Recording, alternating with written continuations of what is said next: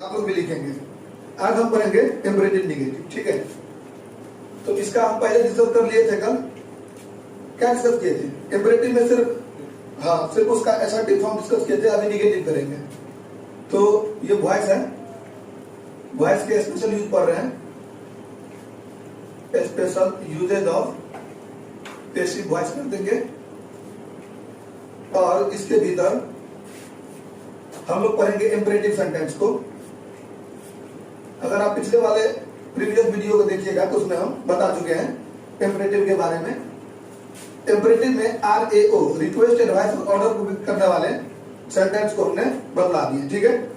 अभी हम देखेंगे इम्परेटिव नेगेटिव में जो सब वो क्या करेगा, समान ऑर्डर को व्यक्त करेगा या कमांड को, ठीक है। तो हम डिस्कस करेंगे इम्परेटिव नेगेटिव। इम्परेटिव नेगेटिव को डिस्कस करेंगे।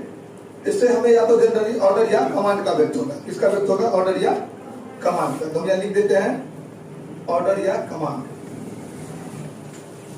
ध्यान देते हैं, एग्जांपल लेते हैं। और इम्परेटिव सेंटेंस याद रखिएगा डोंट से स्टार्ट करेगा। इम्परेटिव नेगेटिव रहेगा तो किससे स्टार्ट करेगा? इसी को हम लिखते हैं डोंट, DONT अपोस्ट्रोफ से दे देंगे, ऐसे करके कमा देंगे डोंट, ठीक है। तो डोंट इंसल्ट दी पुअर। इस सेंटेंस को कैसे सोल्व करेंगे ध्यान देंगे, रूल्स को बारीकी से फॉलो करेंगे। सबसे पहले आप क्या करेंगे, इसको बनाने के लिए लेट लगाएंगे, ठीक है ना। हाँ ठीक है, लेट। उसके बाद दूसरा क्या करेंगे, ऑब्जेक्ट डाल दीजिएगा। ध्यान देखिए, ये वाला ऑब्जेक्ट डालना है। और उसके बाद तीसरा क्या करेंगे, नोट लगा देंगे, क्योंकि ये इम्परेटिव नेगेटिव है तो नोट लग जाएगा। फिर चौथा वाला में क्या लगाइएगा, बी लगाइएगा। और फिर 5 में अगर और भी कुछ बच जाता है तो उसको लिख दीजिए रेस्ट ऑफ ऑल। इसको subject plus by plus adjective में चेंज करने का प्रयास ना करें। प्रयास करते हैं। ये LET लेट है। सबसे पहले क्या लगाना है, लेट ही लगाना है। तो क्या हो जाएगा, लेट। फिर ऑब्जेक्ट डालना है तो क्या हो जाएगा, दी पुअर। आप लोग बोल भी करेंगे, बोल को करेंगे, ठीक है ना। और फिर क्या लगाएंगे, नोट, क्योंकि ये निगेटिव में है तो नोट लग जाएगा, ठीक है ना। उसके बाद बी और ओ, थोड़ा जल्दी से हो गया, मतलब बी प्लस और B3 कर देते हैं और ये रहने देते हैं रेस्ट ऑफ ऑल। ये रहेगा इंसल्ट का B3 क्या हो जाएगा, इंसल्टेड, ठीक है। और कुछ नहीं बता है। और याद रखिएगा यहाँ पर डोंट वर्ड जो है डू नॉट करके आया है वो रिमूव हो जाएगा, ठीक है ना। तो इसमें रेस्ट वर्ड में इसको नहीं लिखना है, यहाँ कोष्ट में लिख देते हैं या शुरू में ये लिख देते हैं। डोंट जो है इसको क्या करेंगे आप लोग, ये तो पता चला, इसको भी नोट कर देंगे। समझ में आ गया? आगे थोड़ा ध्यान देंगे इसमें। तो क्या है, हमने यहाँ लिख रखा है डोंट इंसल्ट दी पुअर। तो हमने इसको बनाया let the poor not be insulted. अगर इसी बात को एडवाइस में कहा जाएगा तो कैसे बनेगा, जैसे कि एक एग्जांपल ले लेते हैं, रिस्पेक्ट योर एल्डर्स। अब ये क्या है, ये एडवाइस में है, आपने पढ़ लिया है एडवाइस में। तो आपको पता है इसको बनाने के लिए सबसे पहले आप क्या करेंगे, ऑब्जेक्ट को सब्जेक्ट में चेंज करेंगे। प्रीवियस क्लास में बता दिए हैं। तो क्या हो जाएगा, योर एल्डर्स। और यहाँ पर क्या लग जाएगा, हेल्पिंग वर्ब के रूप में शुड लगाते हैं, याद कीजिए। और उसके जस्ट बाद वर्ब का तीसरा रूप देंगे। रिस्पेक्ट का भीतरी क्या हो जाएगा, रिस्पेक्टेड, RESPECTED, रिस्पेक्टेड, ठीक है। तो जिस तरह से इसको हमने किसमें बनाया, एडवाइस में, सजेशन को व्यक्त करने के लिए इस रूप में बनाया है। तो let the poor not be insulted, अगर ये भी सजेशन को व्यक्त कर रहा है तो इसमें भी थोड़ी सी बदलाव की जा सकती है। देखिए ये कैसे, इसमें भी आप शुड लगा के कैसे बना सकते हैं। जैसे आप इसे बना सकते हैं, लेट दी, या ऐसे कर देते हैं, दी पुअर शुड नोट। यहां पर देखिए, the poor should not be insulted, INSULTED, ये याद रखेंगे। तो जिस डोंट को रिमूव करके हम लेट का प्रयोग करके अगले में बनाए थे, अगर इसी को, इस डोंट इंसल्ट दी पुअर को, ये आपको एडवाइस में भी कह सकता है। जैसे कि पढ़ाते वक्त टीचर कहता है कि किसी भी गरीब व्यक्ति का हमें क्या करना चाहिए, मजाक नहीं उड़ाना चाहिए या फिर इंसल्ट नहीं करना चाहिए। तो ऐसे स्थिति में आप क्या करते हैं, अगर ये कमांड में होता है कि जोर से आपको रपेट के बोलता है कि don't insult the poor, at the time you must have to think that this is the expressive looking like a command or order, and when it is looking like a command or order, then you have to follow this steps of way. But when it becomes as a suggestion or politeness, then you must have to apply some steps of rule. As for example, the poor should not be insulted. मैंने बताया जिस तरह इसमें किया था, बस यहाँ पर नोट लगा के भी आप काम कर सकते हैं, ठीक है। तो ये इंपरेटिव नेगेटिव था। इसमें और भी कुछ टाइप्स हैं, हम देखते हैं। इसको लिखिए, इंपरेटिव सेंटेंस। तो इंपरेटिव सेंटेंस में ही पढ़ेंगे which starts with let। एक ऐसा इंपरेटिव सेंटेंस जो लेट से स्टार्ट करता है, उसे कैसे बनाएंगे हम इसको देखेंगे। तो यहाँ पर हम लेट लिख देते हैं पोस्ट में, ध्यान रखिए।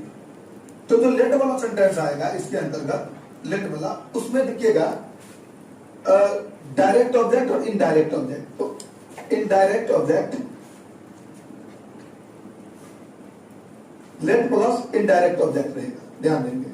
अब इनडायरेक्ट ऑब्जेक्ट में जैसे आ जाएगा, ध्यान देंगे, उसमें आ जाएगा me, us, them, her, him, it is.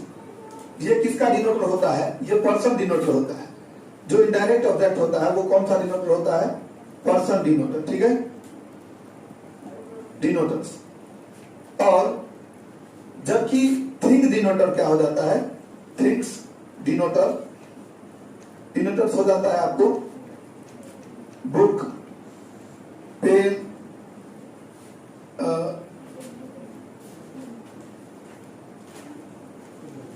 This book, इस तरह से आ जाता है इट इज। तो ये थिंग डिनोटर, ये तो इनडायरेक्ट ऑब्जेक्ट हो गया। इसको बोल दीजिएगा आप लोग डायरेक्ट ऑब्जेक्ट। क्या दिख रहा है? डायरेक्ट ऑब्जेक्ट दिख रहा है, डायरेक्ट ऑब्जेक्ट। ध्यान रखेंगे, ये क्या हो जाएगा? Direct object. तो जनरली क्या होगा, एक लेट सेंटेंस जो स्टार्ट करेगा उसमें देखिएगा लेट प्लस इनडायरेक्ट ऑब्जेक्ट रहेगा। क्या रहेगा? Indirect object. अब इनडायरेक्ट ऑब्जेक्ट किसे कहेंगे? तो इनडायरेक्ट ऑब्जेक्ट वो है जो पर्सन डिनोटर्स होता है। कौन सा डिनोटर्स होता है? यानी वो व्यक्ति को सूचित करने वाला होता है। Me, us, them, her, him, it is. अब इससे कुत्ता वाले का तो व्यक्त होगा नहीं, तो इससे किसका व्यक्त होगा? पर्सन का, व्यक्ति का। जबकि यहाँ पर थिंग डिनोटर्स में book, pen, this book, it is. अब यहाँ देखिए ये डायरेक्ट ऑब्जेक्ट कैसे होता है, अब थोड़ा बता देते हैं आपको। एग्जाम्पल पहले लेते हैं। यहाँ पर क्या हो जाएगा? Let me do this work. पहले तो आप इसमें डायरेक्ट ऑब्जेक्ट और इनडायरेक्ट ऑब्जेक्ट को सर्च कर लीजिए। तो आपको मैंने बता दिया पर्सन डिनोटर होगा, वो क्या हो जाएगा? Indirect object. क्या बोलेंगे? Indirect object. जबकि यहां पर अगर आप देखिएगा दिस वर्क, तो ये भी ऑब्जेक्ट है, जबकि ये क्या हो जाएगा? डायरेक्ट। बोलेंगे क्या हो जाएगा? डायरेक्ट ऑब्जेक्ट, ठीक है। तो ये इनडायरेक्ट ऑब्जेक्ट और डायरेक्ट ऑब्जेक्ट, इसको हम सोल्व करेंगे। रूल्स हमारा क्या कहता है ये ध्यान देंगे।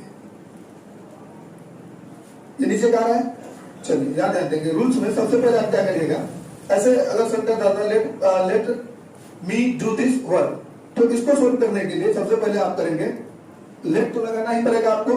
और देखते हैं इंपरेटिव सेंटेंस में लेट से स्टार्ट होने वाले सेंटेंस। जैसे यहाँ अगर लेट से स्टार्ट होगा तो लेट प्लस इनडायरेक्ट ऑब्जेक्ट। अब यहाँ पर इनडायरेक्ट ऑब्जेक्ट किसे कहते हैं? हमने यहाँ लिख रखा है पर्सन डिनोटर्स। अगर ये समझ में नहीं आ रहा तो इसको मैं थोड़ा बढ़िया लिख देता हूँ। पर्सन डिनोटर्स,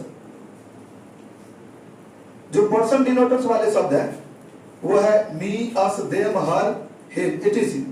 तो ये लेट के तुरंत बाद आ जाएगी, ठीक है। और थिंग्स डिनोटर भी है, ये पर्सन डिनोटर हो गया और थिंग्स डिनोटर भी है। Things denoter book, pen, this book, it is, ये करके आएगा। अगर आपको ये नहीं समझ में आ रहा है, इसको हम सेंटेंस में देखेंगे, समझ में आएगा। ये हो जाएगा हमारा डायरेक्ट ऑब्जेक्ट। तो ये सब है डायरेक्ट ऑब्जेक्ट, बल्कि ये सब है इनडायरेक्ट ऑब्जेक्ट। लेट के साथ जनरली इनडायरेक्ट ऑब्जेक्ट आता है, देखिए यहाँ पर। लेकिन जब उसका पेसिव कर देंगे तो फिर वो डायरेक्ट ऑब्जेक्ट को लेके आ जाएगा। Let me do this work, ये वर्क है WORK वर्क। तो मी जो यहाँ पर आया है ये है इनडायरेक्ट ऑब्जेक्ट, और दिस वर्क जो आया है ये है डायरेक्ट ऑब्जेक्ट। क्योंकि हमने आपको यहाँ पर आ दिया है इस चीज को। रूल्स कह रहा है सबसे पहले लेट लगाइए, लेट लगा दीजिए वाला, उतार दिए सिंपल से, कोई दिक्कत नहीं है। डायरेक्ट ऑब्जेक्ट, तो यहाँ इनडायरेक्ट ऑब्जेक्ट था, इसको नहीं लिखना है, सीधा डायरेक्ट ऑब्जेक्ट को लिखिए। तो दिस वर्क, उसके बाद बी लगाइएगा, BEB, बी लगा दिए। आप वर्ब का तीसरा फॉर्म दे दीजिएगा। वर्ब का तीसरा फॉर्म क्या है, यहाँ पर डू है गिवन, इसका तीसरा फॉर्म हो जाएगा डन। और यहाँ पर सब्जेक्ट को बैक एजेंट में चेंज करने की बात नहीं होगी। क्यों नहीं होगी? क्योंकि ये सब्जेक्टिव फॉर्म में नहीं है, ये इनडायरेक्ट ऑब्जेक्ट है। ये क्या है? इनडायरेक्ट ऑब्जेक्ट है जो ऑलरेडी ऑब्जेक्टिव फॉर्म में होती है। तो ऑब्जेक्टिव फॉर्म में जब ऑलरेडी होगा तो उसे आप क्या करिएगा, सीधा बाय प्लस इनडायरेक्ट ऑब्जेक्ट लिख दीजिए, बन जाएगा। समझ में आ गया? अभी आपको हम एक एग्जांपल देंगे, समझ में नहीं आया तो समझ में आ जाएगा। रुक जाइए, जैसे एक एग्जांपल लीजिए यहाँ पर, let her Singh a song.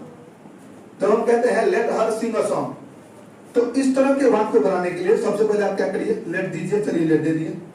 उसके बाद आपको पता है ये कौन सा ऑब्जेक्ट, ये इनडायरेक्ट ऑब्जेक्ट, और ये अ सॉन्ग कौन सा ऑब्जेक्ट, डायरेक्ट ऑब्जेक्ट। यानी ये हो जाता है इनडायरेक्ट ऑब्जेक्ट आईडी, जबकि ये क्या हो जाता है, direct DO, direct object. DO कर देता है, इसको कर देता है इनडायरेक्ट ऑब्जेक्ट आईएनजी। ठीक है, तो लेट लगाइए और इसको उतार दीजिए, तो क्या हो जाएगा, डायरेक्ट ऑब्जेक्ट और सॉन्ग। फिर क्या लगाएंगे, बीई बी, और वर्ब का तीसरा रूप दे देंगे, कोई भी फॉर्म हो। सिंग है तो क्या हो जाएगा, स्ट्रिंग। सिंग का भीतर हो जाता है संग, तो SUNG संग कर दीजिएगा। अब बाय प्लस एजेंट कर दीजिएगा। तो यहाँ पर एजेंट की बातें हम नहीं करेंगे, बाय प्लस एजेंट की बातें नहीं करेंगे, यहाँ पर कर देंगे बाय प्लस इनडायरेक्ट ऑब्जेक्ट, क्योंकि ये ऑलरेडी किस फॉर्मेट में होती है, ऑब्जेक्टिव फॉर्म में होती है। तो क्या हो जाएगा, let us song be sung by her. ये समझ में आ गया? इसको नोट कीजिए। इसमें हम आगे एक और भी देखते हैं, सजेशन को जब व्यक्त करेंगे। तो हम यहाँ देखते हैं let her Singh a song. अभी इसी से रिलेटेड एक और एग्जांपल देते हैं, तो आपको उसमें समझाते हैं। देखिए क्या होता क्या है। जैसे एग्जांपल है, let us discuss the nature. जब हम ऐसे करके बोलते हैं, और यहाँ गौर से देखना है क्योंकि हमने लेट के साथ अस लगाया है, तो अस भी क्या है, ये अस भी ऑल्सो क्या है, पर्सन डिनोटेड वर्ड है, तो ये भी क्या हो गया, इनडायरेक्ट ऑब्जेक्ट। गलत नहीं है, बस प्रॉब्लम क्या है, ये देखिए। तो यहाँ पर बनाएंगे लेट, तो हम इसको पैसिव करेंगे तो लेट लगाएंगे, और डायरेक्ट ऑब्जेक्ट डाल देंगे तो let the matter, let the matter. और एक वर्ड क्या लगेगा अलग से, बीईबी, अब वर्ब का तीसरा रूप, तो डिस्कस का भीतरी क्या हो जाएगा, DISCUSSED, डिस्कस्ड हो जाएगा। ठीक है, और उसके बाद हमने बोला था कि बाय प्लस इनडायरेक्ट ऑब्जेक्ट कर देने के लिए, तो आप लोग जाहिर सी बात है यहाँ कर दिए होंगे बाय अस। ये ग्रामर में कह रहा है कि अगर अस करके आता है, सेंटेंस इस प्रकार से होता है, तो उसको पढ़िएगा let us discuss the matter. हम जो भी इसमें बना रहे थे, let her Singh a song, चलो उसे एक गीत गाने दो, तो यहाँ हम क्या करते हैं, उसको सलाह नहीं देते हैं, हम उसको क्या करते हैं, ऑर्डर या कमांड देते हैं, अरे उसे गाने दो, ठीक है ना, रोको मत। जबकि यहाँ से थोड़ा पढ़िएगा तो ऐसा लग रहा है कि सजेशन रिप्रेजेंट होता है इससे। Let us discuss the matter, चलिए इस बात का निर्णय लेते हैं या निर्णय करें। Let the matter be discussed, तो अब यहाँ पर बाय अस लगाने की जरूरत नहीं पड़ता है। अगर ऐसे स्थिति में अस आप चाहे तो नहीं भी लगा सकते, अगर अस नहीं लगाइएगा तो भी आपका सेंटेंस ठीक है, आप उसको वहीं तक रख दीजिए। ठीक है, अब इसी से रिलेटेड हम एक और आपको दिखाते हैं, इसको नोट कर लेंगे।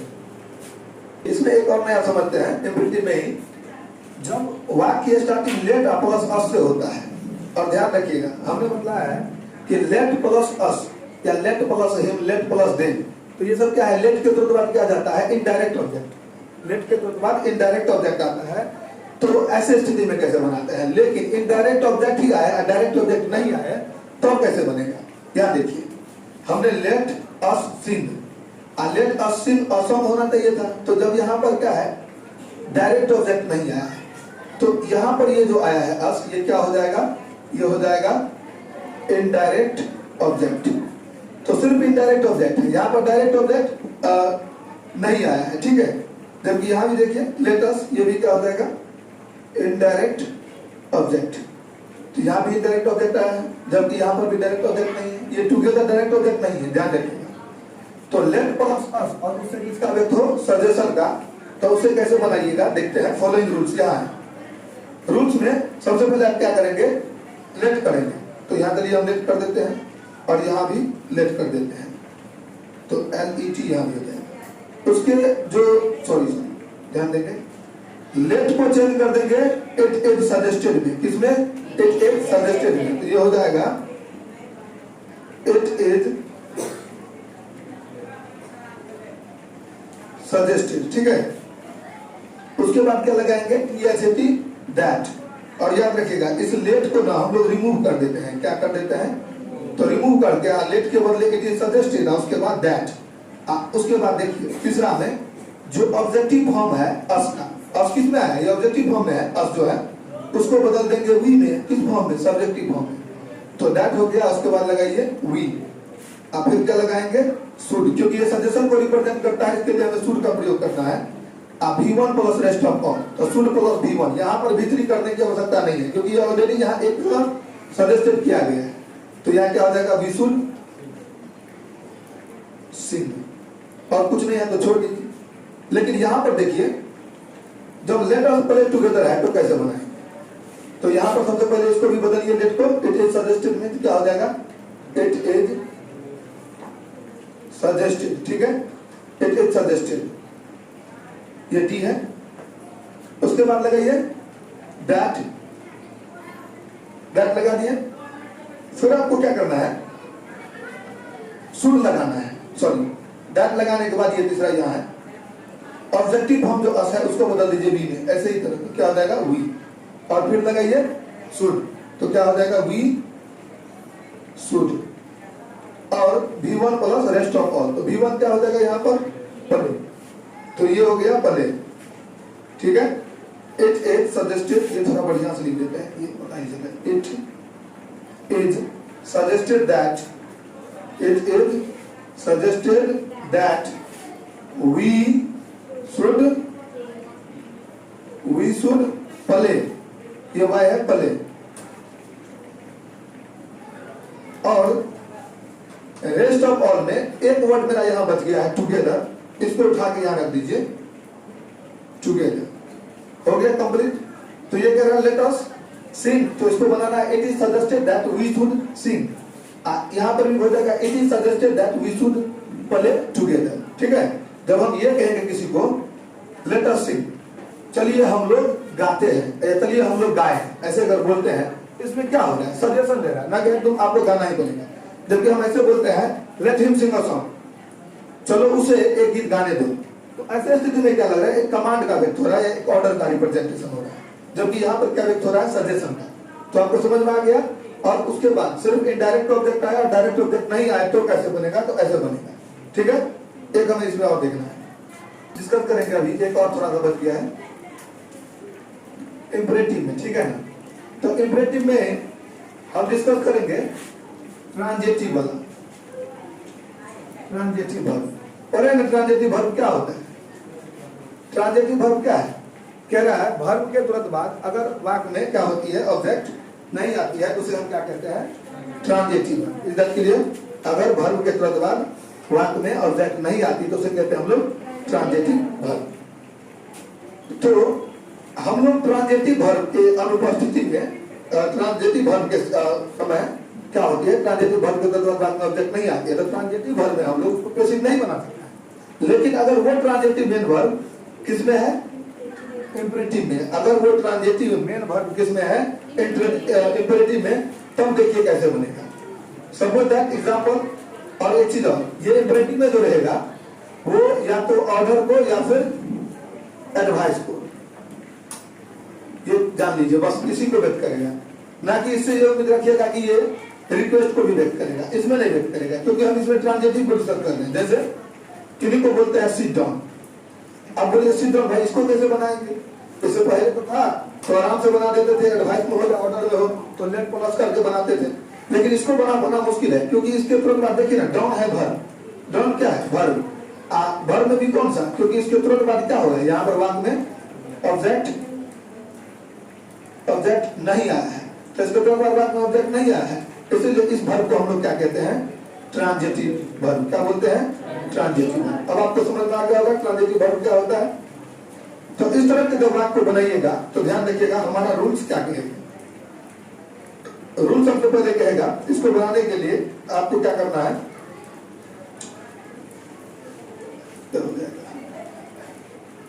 इसको रोकिए,